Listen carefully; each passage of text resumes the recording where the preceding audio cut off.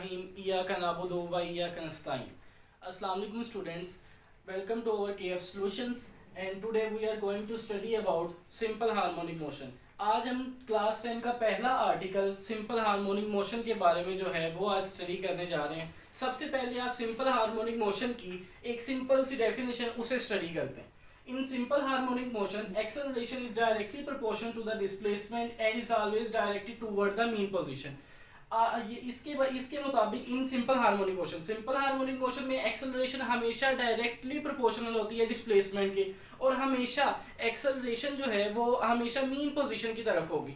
जिस तरह अब हम पढ़ते हैं कि इसकी एग्जांपल्स या एप्लीकेशंस के बारे में। इसकी 3 एप्लीकेशंस आपके चैप्टर नंबर 1 में डिस्कस हुई हैं। उसमें एप्लीकेशंस में सबसे पहली एप्लीकेशन जो है वो motion of a mass attach to a spring है। पहली application motion of a mass attached to a spring, और दूसरी एप्लीकेशन है बॉल एंड बाउल सिस्टम, और थर्ड एप्लीकेशन है सिंपल पेंडुलम। आज चूंकि आपका पहला आर्टिकल है क्लास 10 का, तो motion of a mass attached to a spring, आज हम इसे स्टडी करेंगे। तो असल में ये सबसे पहले हम ये तीनों का एक बार में थोड़ा सा ओवरव्यू ले लेते हैं। Motion of a mass attached to a spring में क्या होगा कि स्प्रिंग जो है आपके पास एक स्प्रिंग होगा, उसका स्प्रिंग में आपके पास एक मैस होगा, तो मैस स्प्रिंग के एक एंड पे अटैच होगा और स्प्रिंग का दूसरा एंड किसी भी रिजिड बॉडी के साथ अटैच होगा। जिस तरह फॉर एग्जांपल ये मैं एक फिगर बना रहा हूँ, ये आपके पास स्प्रिंग है और ये आपके पास मैस है, जो कि ये देखिए स्प्रिंग का एक एंड मैस के साथ अटैच है और दूसरा एंड किसी भी रिजिड बॉडी के साथ अटैच है। रिजिड बॉडी क्या चीज है? रिजिड बॉडी ऐसी चीज होती है जिसपे फोर्स अगर अप्लाई की जाए तो उसमें कोई भी चेंजिंग, मतलब उसकी शेप में कोई भी चेंजिंग ना आए, ऐसी बॉडी को रिजिड बॉडी कहते हैं। ये एक एग्जांपल है। उसके बाद है बॉल एंड बाउल सिस्टम। तो बॉल एंड बाउल सिस्टम में क्या होता है, आप एक बाउल लेते हैं, उसमें आप एक बॉल को प्लेस करते हैं। बॉल आपने यहाँ पे इसकी एक्सट्रीम पोजीशन पे रखनी है। ये इसकी सेंटर पोजीशन है जिसे हम मीन पोजीशन यानी कि वस्तानिया पोजीशन कहते हैं, और ये भी इसकी क्या है, एक मीन पोजीशन है। बॉल यहाँ से जब हम बॉल को यहाँ से छोड़ेंगे तो बॉल यहाँ से ट्रेवल करती हुई दोबारा से किधर जाएगी, मीन पोजीशन पे। और अगर यहाँ पे फ्रिक्शन मौजूद है तो आहिस्ता आहिस्ता बॉल करते करते आहिस्ता अपनी मीन पोजीशन पे आ जाएगी। तो यहाँ से भी प्रूव हो जाएगा कि ये वाकई ही सिंपल हार्मोनिक मोशन की एग्जांपल है, क्योंकि सिंपल हार्मोनिक मोशन में आपने पढ़ा है कि and is always directed toward the mean position, और हमेशा इसकी मोशन हमेशा किसकी तरफ होगी, सिंपल मीन पोजीशन की तरफ। तो ये मीन पोजीशन की तरफ ही जाएगा। और तीसरी चीज है सिंपल पेंडुलम। सिंपल पेंडुलम में क्या है, ये आपके पास एक पेंडुलम है, ठीक है, जो सिंपल आपकी घड़ियों में भी पेंडुलम लगा होता है। और ये जब आप इसे इसकी एक्सट्रीम पोजीशन पे ला के छोड़ देंगे, और अगर तो यहाँ पे ये यहाँ से मूव करता हुआ दूसरी एक्सट्रीम पोजीशन पे जाएगा, और अगर एयर ग्रेविटी मौजूद है तो ये आहिस्ता आहिस्ता अपनी मीन पोजीशन पे यानी कि वस्तानिया पोजीशन पे आ जाएगा। तो यहाँ पे भी जो है सिंपल हार्मोनिक मोशन कंप्लीटली यहाँ पे प्रूव हो रही है। इसके बाद अब हम स्टार्ट करते हैं अपने टॉपिक की तरफ, motion of a mass attached to a spring की तरफ जाते हैं।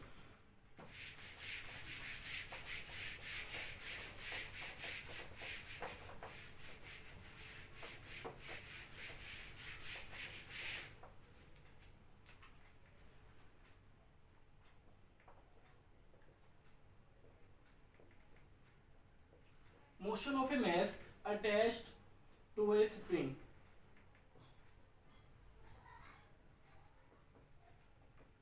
अब यहाँ पे हम motion of a mass attach to a spring में सबसे पहले आपको एक चीज के बारे में पता होना चाहिए कि स्प्रिंग जिस तरह हमने पहले फिगर बनाई थी, वो फिगर आप देख लें एक दफा कि ये देखें, ये फिगर है, ये आपके पास स्प्रिंग है, और यहाँ पे इसके एक एंड पे जाके मास अटैच है। मास कुछ भी हो सकता है, तो यहाँ पे एक मास अटैच है।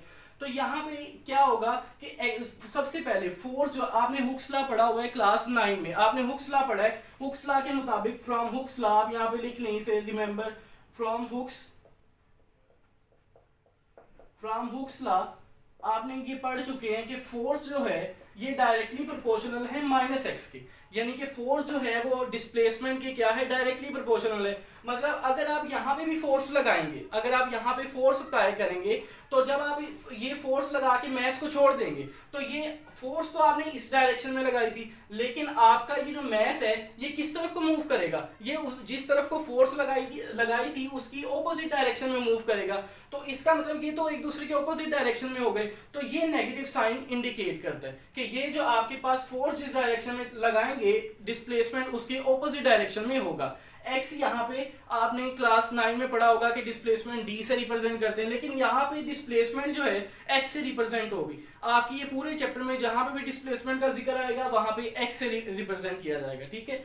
और इसके बाद जब भी आपने पढ़ा हुआ है कि जब भी प्रोपोर्शनलिटी के साइन को खत्म करते हैं तो हमेशा आप इक्वालिटी का साइन लगाते साथ ही कांस्टेंट लगाना पड़ता है। तो f is equal to minus k x आ जाएगा। अब यहाँ पे k क्या है, तो remember that k is called as spring constant. अब k के बारे में भी दो स्प्रिंग कांस्टेंट। अच्छा, अगर आप इसका यूनिट निकालना चाहें, ये k का यूनिट आपके एमसीक्यूज में आता है कि what is the unit of k, और नीचे ऑप्शंस होते हैं। तो k का यूनिट निकालने का सबसे आसान तरीका है कि यहाँ पे आप साइड में देख लें कि ये देखें k को आप यहीं पे लिखा रहने दें, f is equal to minus k x है, तो k को आप यहीं पे लिखा रहने दें, k यहीं पे लिखा रहेगा, और फोर्स यहाँ पे डिस्प्लेसमेंट मल्टीप्लाई हो रहा है, उधर जाएगा दूसरी साइड पे तो डिवाइड हो जाएगा, f ओवर में x आ जाएगा। तो यहाँ पे देखें आप फोर्स, माइनस साइन को निगलेक्ट कर दें, माइनस का कोई मसला नहीं है, माइनस साइन का कुछ कोई इतना मसला नहीं। तो यहाँ पे फोर्स का यूनिट क्या है, न्यूटन, ओवर में जिनकी डिस्प्लेसमेंट का यूनिट क्या था, मीटर, तो फोर्स का यूनिट यहाँ पे k का आपके पास यूनिट क्या आ गया, न्यूटन पर मीटर। यहाँ पे आपके पास k का यूनिट क्या आ गया, न्यूटन पर मीटर। तो यहाँ पे अब आपको पता, अब आपके ये एमसीक्यूज बिल्कुल क्लियर हो जाना चाहिए कि k का आपके पास यूनिट क्या था, न्यूटन पर मीटर। ये अब आपका एमसीक्यूज बिल्कुल क्लियर हो जाना चाहिए। अच्छा, उसके बाद k के बारे में दो और चीजें हैं, k की इंफॉर्मेशन है। k के बारे में क्या है कि कब आपका स्प्रिंग कांस्टेंट की वैल्यू ज्यादा होगी और किस में आपकी स्प्रिंग कांस्टेंट की वैल्यू कम होगी। ये अब आपने दो चीज, तो k की वैल्यू के बारे में दो चीजें हैं। सबसे पहली चीज है कि k की डिपेंडेंस किस चीज पे है, k की वैल्यू सिर्फ और सिर्फ स्टिफनेस ऑफ द स्प्रिंग पे डिपेंड करती है, उसके अलावा और किसी भी चीज पे डिपेंड नहीं करती। तो अभी हमने पिछला अच्छा, ये k की वैल्यू सिर्फ और सिर्फ स्टिफनेस पे डिपेंड करती है। यहाँ पे हम देखें कि कब k की वैल्यू ज्यादा होगी और कब k की वैल्यू कम होगी। तो अगर इफ स्प्रिंग इज हार्ड या स्टिफ, आप लिखें इफ स्प्रिंग इज हार्ड, तो k की वैल्यू क्या होगी, ज्यादा होगी। और अगर स्प्रिंग क्या होगा, इफ स्प्रिंग इज सॉफ्ट, तो k की वैल्यू फिर क्या होगी, फिर कम होगी k की वैल्यू। अगर ये चीज याद रखनी है, भी एमसीक्यूज में आ जाती है, अगर स्प्रिंग हार्ड होगा तो k की वैल्यू ज्यादा, और अगर स्प्रिंग सॉफ्ट होगा तो k की वैल्यू क्या होगी, कम होगी। अच्छा, यहाँ पे आप इसे इक्वेशन नंबर 1 का नाम दे दें। इसी तरह आपने चैप्टर नंबर 3 में 9th क्लास की फिजिक्स में आपने चैप्टर नंबर 3 में न्यूटन का सेकंड लॉ पढ़ा था, जिसमें उसने एक्सेलरेशन और फोर्स के बारे में रिलेशनशिप निकाला था कि F is equal to ma, ये निकाला था। तो इसे आप इक्वेशन नंबर 2 का नाम दे दें। अब ये देखिए, इसकी दोनों साइड, यानी कि यहाँ पे भी राइट हैंड साइड f के बराबर है और यहाँ पे भी राइट हैंड साइड f के बराबर है। मतलब एक साइड सेम है तो दूसरी साइड्स भी आपस में क्या होंगी, सेम होंगी। तो मैं लिख सकता हूँ ma is equal to minus k x. अब मैंने यहाँ पे असल में जो हमारी एक रीजन है ना यहाँ तक जाने की, वो ये है कि हमने इसका प्रूफ करना है कि ये वाकई ही एक सिंपल हार्मोनिक मोशन है, ये सिंपल हार्मोनिक मोशन प्रूफ करना है। तो यहाँ पे अब आप एक दफा फिर से एग्जांपल वो इसकी फिगर देख लें कि जब हम स्प्रिंग पे फोर्स, मैश पे फोर्स लगाते हैं और उसे उसकी एक्सट्रीम पोजीशन पे ले जाते हैं, यानी कि यहाँ पे वो एक्सट्रीम पोजीशन पे चला गया, मतलब ए पॉजिटिव का नाम दे दिया, ये उसकी मीन पोजीशन थी ओ, ठीक है। अब क्या होगा, जब ये मैंने फोर्स लगा के ऑब्जेक्ट को छोड़ दिया, यानी कि मैश को मैंने छोड़ दिया, अब ये कौन सी फोर्स थी जिसने ऑब्जेक्ट को मूव करवाती रही, मतलब मैंने ऑब्जेक्ट को छोड़ दिया, वो खुद ब खुद ऑब्जेक्ट पहले मीन पे गया, मीन के बाद फिर एक्सट्रीम पे, एक्सट्रीम के बाद फिर मीन पे, मीन के बाद फिर एक्सट्रीम पे जाता गया, ठीक है। तो वो कौन सी ऐसी फोर्स थी कि जिसने इस ऑब्जेक्ट को मूव करवाता गया इसकी मीन पोजीशन के गिर्द, तो उस फोर्स को हम नाम देते हैं रीस्टोरिंग फोर्स का।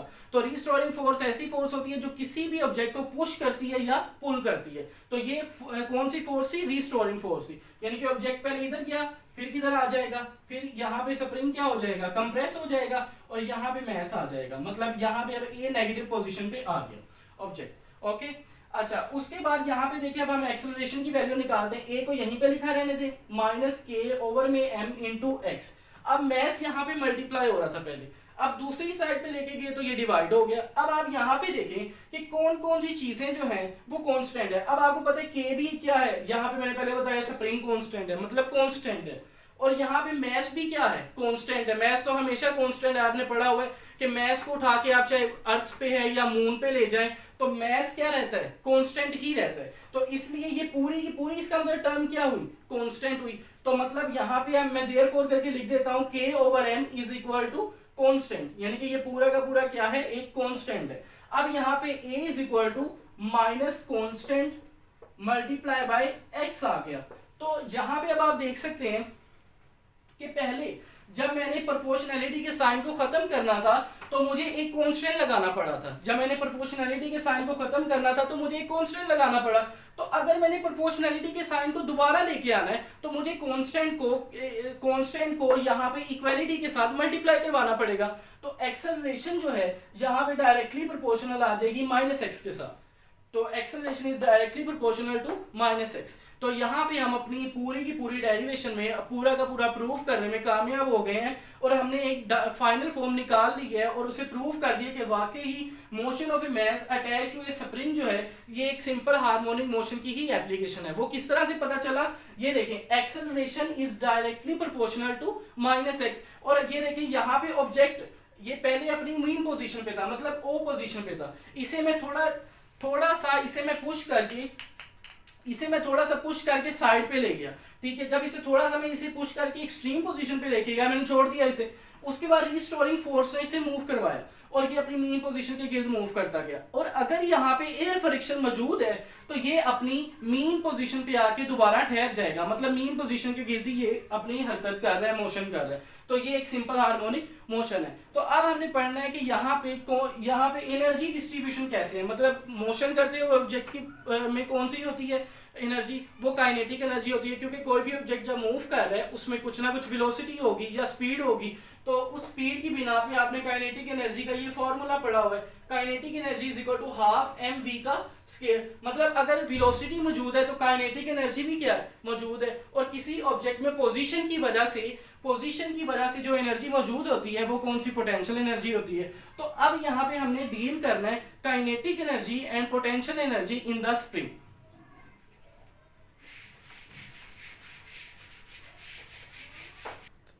अब हम यहाँ पे एनर्जी डिस्ट्रीब्यूशन के बारे में स्टडी करने लगे। अब सबसे पहले आप देखें कि ये ऑब्जेक्ट मेन पोजीशन पे, अभी इसके ऊपर कोई भी फोर्स किसी ने अप्लाई की ही नहीं, तो यहाँ पे तो अभी कोई सिस्टम नहीं इस तरह। अब देखिए जब यहाँ पे आप देखें कि ऑब्जेक्ट जब मेन पोजीशन पे आता है ना, एट मेन पोजीशन, ये चीज याद रखनी है, ये मैं सेपरेट लिख रहा हूँ, eight extreme position, sorry extreme position पे आप देखें जब हम किसी भी ऑब्जेक्ट को एक्सट्रीम पोजीशन पे ले जाते हैं तो क्या होता है उसमें एनर्जी डिस्ट्रीब्यूशन कैसे। आपको जब भी एक्सप्लेनेशन लिखनी हो ना mass motion of a mass attached to a spring, तो आपने फिगर बना के तो कोशिश करनी है कि एट एक्सट्रीम पोजीशन पे जो पॉइंट्स लिख रहा हूँ, एट मेन पोजीशन पे जो पॉइंट्स लिख रहा हूँ, उन्हें आपने अपनी वर्डिंग में एक्सप्लेन करके ये सारा काम कर देना है। तो इंशाल्लाह आपको पूरे प्रॉपर 5 मार्क्स का जो लॉन्ग क्वेश्चन होता है इंशाल्लाह वो पूरा हो जाएगा।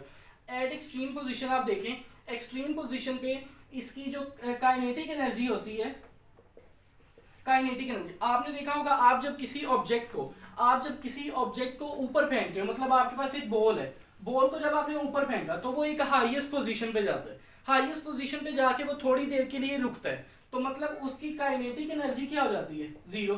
काइनेटिक एनर्जी जीरो क्यों हुई यहाँ पे, क्योंकि जब ये हाईएस्ट पॉइंट पे चला गया, इसकी मोशन खत्म हो गई, तो और ये डिस्टेंस कवर नहीं कर रहा, मतलब इसकी स्पीड जो है वो कितनी हो गई, जीरो मीटर पर सेकेंड। तो जब इसकी स्पीड जीरो हो गई तो आपने काइनेटिक एनर्जी का फॉर्मूला पढ़ा हुआ है हाफ एम वी का स्क्वायर। तो जब v की जगह पे जीरो पुट होगा तो ये पूरी की पूरी टर्म ही क्या हो जाएगी, जीरो। इसलिए जब एक्सट्रीम पोजीशन पे ऑब्जेक्ट चला जाता है तो उसकी काइनेटिक एनर्जी कितनी हो जाती है, जीरो।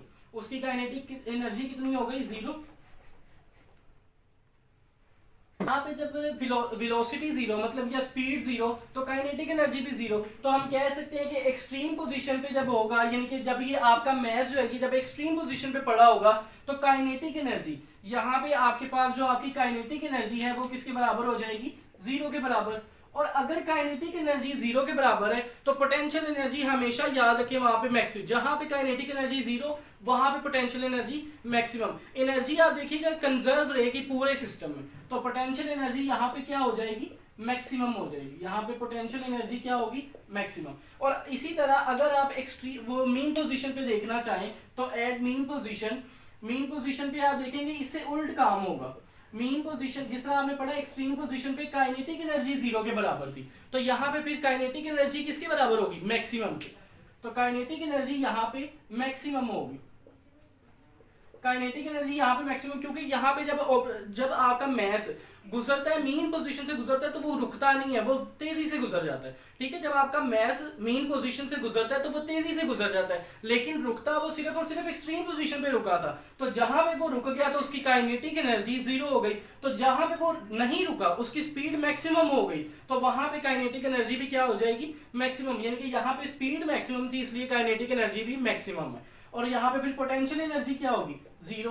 मतलब अगर काइनेटिक एनर्जी मैक्सिमम है तो पोटेंशियल एनर्जी जीरो। अब ये देखिए दो एक्सट्रीम पॉइंट्स हैं यहाँ पे, एक तो पहला ये मीन है, ये एक्सट्रीम है, ये पॉजिटिव एक्सट्रीम है, और ये वाला अगर हम लेना चाहें तो ये नेगेटिव एक्सट्रीम को, ये वाले को एक्सट्रीम पोजीशन को हम नेगेटिव एक्सट्रीम कहेंगे। तो यहाँ पे भी वही वाली कंडीशन होगी जो ये वाले, यानी कि अगर मैं कहूँ कि ये पॉइंट ए पॉजिटिव वाला था, तो अगर मैं नेगेटिव ए वाले की निकालना चाहूँ तो नेगेटिव ए में भी ऐसे ही होगा, एट पॉइंट ए नेगेटिव। तो वहां पे भी क्या होगा, वहां पे भी सेम यही वाली कंडीशन होगी, काइनेटिक एनर्जी जीरो और पोटेंशियल एनर्जी मैक्सिमम।